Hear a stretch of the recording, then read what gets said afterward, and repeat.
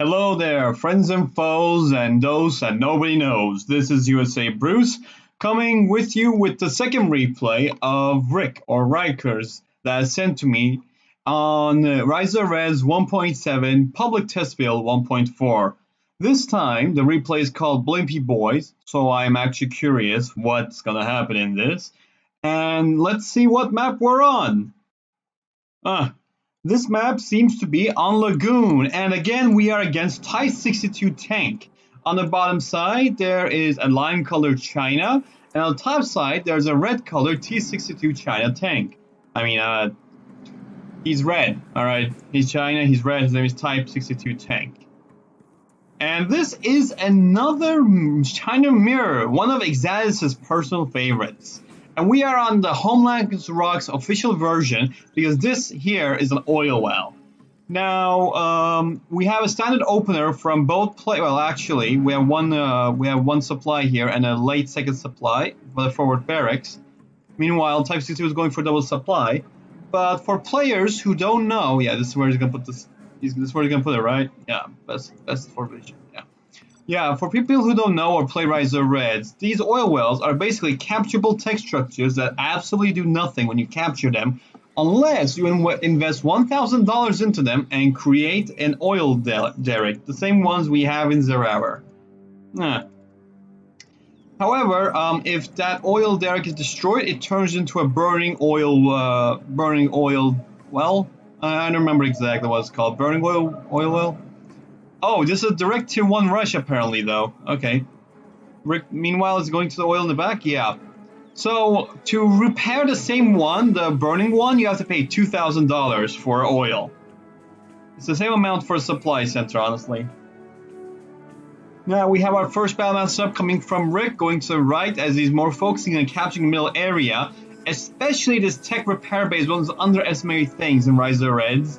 Or in Zerawer in general, this thing gives a great, amazing, it gives an amazing repair rate. Even if the unit's taking damage, it still repairs, which is still a noticeable difference. We have a red guard here sitting right next to the listening outpost of Rick. Meanwhile, the first, the listening outpost is here for now. And Type 62 is not waiting any time, he's going directly to tier 2. His oil has not been captured yet, meanwhile Rick has just finished capturing his oil and is advancing to tier 1. On this end, something seems to be destroyed here. It seems to be a listening outpost, probably from Type 62 tank. And a squad of 2 hoppers and a troop crawler is advancing from the middle. So far, all we can see is that this listening outpost and the Spellmaster is trying to contest that that red guard, and that's a quick crush. Meanwhile, Rick is expanding to the middle. He already captured the artillery platform, which has been significantly buffed in ROTR Reds in both accuracy and damage, so it's no longer a joke. On this side, Type 62 is moving his supply collection away. Those fast supply trucks are able to repair under the propaganda center. Meanwhile, there's a quick mines put inside here, and we see a Nukeneer! Boom, baby, boom! Nukeneers are these small mortar infantry with those Davy Crockett-like weapons. And he's destroying his own mines at the same time, but those things regenerate, so that's not that important. But what doesn't regenerate is that Battlemaster. Because of those 2 tank hunters, that thing got bursted down. And currently, these trucks are getting still into the line of fire. Meanwhile, Rick is building more red guards, and he's getting his first ECM tank alongside troop crawler and Gatlings. I'm guessing he's expecting aircraft. This oil has been captured, but not upgraded. However, on this side, Rick is retreating, but he's going to be cut off by his volunteers. These fast mob-based infantry units, which have light submachine guns and rocket launchers. Yeah, missile launchers, actually, not rockets. But, you know, they look like bazookas, at least in their cameos. And he let them go. Okay, well, mercy is for the Chinese, apparently. And we see a nuke cannon. I wonder how merciful a guy with a nuke cannon can be, but, you know, I never met one yet. Now, we have a dual Rex here from Rick, and he's advancing to tier 2, and we have our first Han gunship in the air. Oh boy, and a red guard is going to the top. I'm gonna guess he's gonna either try to scout out the supply collection, or what's building here, or he's probably gonna try, oh wait, he already has that vision over that. Oh, there's an engagement. The engagement. The red guards are going in. The Han gunship is cleaning out. It's with the nuclear kit on it, and a nuke cannon alongside 3 nuclears are in the back, preparing to bomb the shit out of anything they see come close. Meanwhile, this Han gunship is wanting to be uncontested in the sky. He's trying to put pressure on that airfield, almost destroying it. Meanwhile, Rick is advancing towards the nuke cannon, which is not firing right now, but this radiation is doing serious damage, and boom, another hit from the nuke cannon. And it seems that the nuke cannon goes down to a dragon tank, and a flame wall comes out trying to kill the nuclears, but that doesn't really amount to much with the dragon tank dying to an explosion, the nuclear explosion. I'm gonna guess that was a Han gunship. I can really see that clearly. And another nuclear. Oh, the nuclear is firing at the civilian building in the middle. He's contesting the garrisons. Meanwhile, Rick is trying to get some defense for his airfield, but this Gatling cannon is being denied, the construction being denied, and the airfield gets bombed down with a nuclear bomb. It's not easy to guess what Rick will do now, but he is under pressure right now, and both of the Gatling cannons get denied. Inferno cannon gets a spawn cannon, and we have a heroic Han gunship. These 3 supply trucks have no clue what's coming to them, or there's nothing they can do either. And a bomb drops down, and that is a lot of damage, but this is a heroic nuclear upgraded Han gunship, the most expensive one. This should be as expensive as a Han gunship, and it's sad to see one go down. Just as it's sad to see a Han gunship go down. Unless it's against me. I hate, if the Han gunship is going against me, let it all die. A Han, yeah. We have 2 more nuke cannons coming in from Type 62 tank. He is really loving the nuclear unlock for now. On this side, he's gonna probably try to push me with artillery. We don't know yet. But what is clear is that this nuke cannon just does not like that bunker and what it looks like.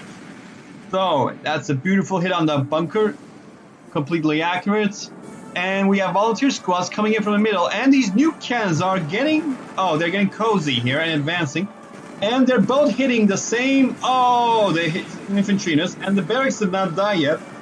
Oh no, there's not enough anti-air in this area. This nuke cannon is gonna go down. Nuclear missile also built by Rick on the side. He's now adding a Gatling cannon to add extreme protection and a tensor tower, an upgrade propaganda tower that can detect stealth in a large area. So far, what's going on is that he's applying pressure on the command center with these volunteers, which are not strong by themselves, but when they're built in groups and when there are many of them with horde bonus, are pretty good. And we have 2 MiG fighters going in and killing the nuke cannon. Well, we should tell Rick that you can only need 1 of them, I think, to kill a nuke cannon. But for the volunteers, you're gonna need more than 2 or 3. Oh wait, 3 is good enough actually. 3 fully upgraded Infernos. Yeah, that should be enough actually. Those volunteers are getting cooked. Crispy. I love the smell of cooked communists in the morning. The supplies on the right has been depleted. These supply trucks are just being lazy. Your welfare is going to be paid, you freaking lazy asses. And what's going on here? Oh, he sold up his supply on the left, and he's advancing to these supplies. He's going to try to get a supply route set up over there. Meanwhile, another Han gunship comes out. This one's fully unupgraded yet, but the nuke cannon is getting under pressure, unable to reload in time, and then Han gunship goes down to the MiG. Rick is trying to press back and push back the, oh wait, you can run over volunteers? Huh. Most mob units, especially units like the nuclear, can run over, but Rick is trying to push back Type 62's advance with prolonged airstrikes. And Chinese Air Force is one of the best things in this game right now. Oh boy, nuclears are still giving a hefty punch. And apparently the closest supply center is actually the one on the left. So these supply trucks are going from here to here through the Chinese base, which is pretty weird, but with firestorms and a freaking parabomber coming on both sides and destroying whatever they can find, you can't really question what's going on. And the Han gunship is going to die with that damage. Oh, only the nuclear one does damage. But the airfield does not go down. The MiGs do survive. This one barely surviving with a single point of health. Yeah, that seems like the luck. That seems like, Rick's luck. Well, these supply trucks and their long-range collection convoys, quite the amusing thing. Thanks to Tech Repair Bay, any harassment given to them that isn't really focused down won't really kill them. Like the tank hunter can shoot at them and chase them, but nothing will really happen. But what we can see is, yeah, the automatic collection route again, running over the tank hunter there. That's what we can see. Nuclears dying to red guards who get inside the minimum range and basically kill these guys. Nuclears are a unit that need propaganda and horde bonus to effectively fire with a good rate of fire rate. Otherwise, they're really, you know, they're not really impressive in that case. So, new cannons and more twin fangs produced by Type 62 as Rikkerz long-range mining is still ongoing. These two trucks are apparently the managers, so they're not doing anything. Okay, we have a fight over... Oh wait, that's a nuclear MiG? It's another nuclear one again. I don't know what beef he has with that garrison, but a MiG will quickly clear that out, I'm sure. Yes, the MiG takes the Hun gunship down. I did see some flags, so it must be a Twin Fang that got the killing blow. Yes, that's correct. It's a veteran Twin Fang, or as we like to call them, Wing Fangs, because they're hit scan, they're burst damage, and they're uninceptible. They're just full of wind. They're arguably one of the best anti in the game, maybe opposed to the Wotan, but, you know, take your pick. It's a preference thing. Meanwhile, Type 62 has his own MiG bomber, but however, he lacks upgrades on all accounts. I did not see many upgrades from this guy at all. And his less supply, his small supply is also depleted. His oil is keeping him steady. There's no secondary economy or hackers produced. Meanwhile, Rick, even his base may be damaged. He has a few hackers up and he's producing more, keeping his steady flow of cash coming in. At the same time, he built a supply center on the left, finally, so no more of that long-range, silly, Silk Road range of collecting. This listening outpost getting the amount of vision needed for these new cannons to take out that artillery platform. Luckily enough, this listening outpost did not die, but it's currently advancing a bit more to forward, and they're pressuring the tech repair bay. Now, this is a very important building. Like I mentioned before, the repair rate is something that stacks with all other repair rates in the game, so it's never a bad thing to have. Especially for free, because you don't have the capture building upgrade. You just have to pay for the infantry. Now, here we have two new cannons alongside a Twin Fang. Now, new cannons themselves don't benefit from horde bonus, but they do give it to nearby units. So 2 more tanks here would actually improve the performance of the Twin Fang. Maybe a troop crawler and ECM. That'll be good enough. Well, we're going to see if Type 62 sees the Chinese units on the front line here. He does. And we have the first new cannon deploying. Is Rick gonna see this in time? Boom! No, he does not. What about the second one? Does he have any idea what's coming in the second one? No, he does not. He has lost a few tanks over there. The Infernos are going in for counterfire, but are quickly told to get back. And the nuke cannon has 2 minutes remaining. It's been 8 minutes. I've been talking straight and casting this for 8 minutes. Meanwhile, these blimps are the meat shield of China. They have the listening, the subliminal messaging upgrade on them, so they have actually an increased amount of repair rate on them. I think it's 5%. And the aircraft armor, which gives them 25% more health. So these are 2 fat blimpy boys. So I'm guessing this is what Rick meant by posting the replay under the name of Blimpy Boys. Oh man, like parasites, these little supply trucks are collecting the hell out of this supply dock and these crates. This thing will be deployed pretty soon because Rick is around 7 to 6k. Meanwhile, Type 62 has $120. And I think I see his Lotus doing something there. Oh, he's trying to capture the airfield, but he is denied by the Lotus? Yes, the MiGs denied a Lotus. Meanwhile, these blimps are able to also attack the air because they have a very pathetic gun by themselves. These things cost only 1.2k, and they're a tier 2 unit. So they're specifically good for General Jin, actually. In 2.0, yeah, only he's going to get them. So it's quite, one of those special units. They might not look like much. Bad weapon, they just fly, they just get propaganda, and a frenzy ability to units below them, a weaker version of the General's Power Frenzy.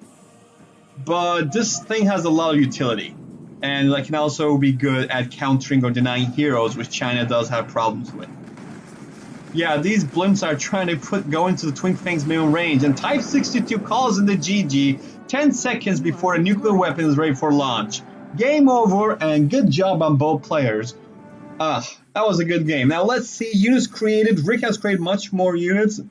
Let's see the units lost and units destroyed. Well, Type 62 surely did kill more than Rick, but you know it doesn't matter in the collection matters. And Rick seems to almost double or more, wait, more than double Type 62's total collection. So even though it's a 1-to what is it? You know, it's like a good kill to death ratio. It doesn't matter in the end. What matters is what makes you win. And with that, this is one of my other shitposting bad casting. I hope you enjoyed them. And if you guys send me the replays of some good replays, you know, things with interesting or, you know, contested or unexpected twists or comebacks, and I would love to cast them. And with that, I hope to see you all again soon. This is USA Bruce signing out.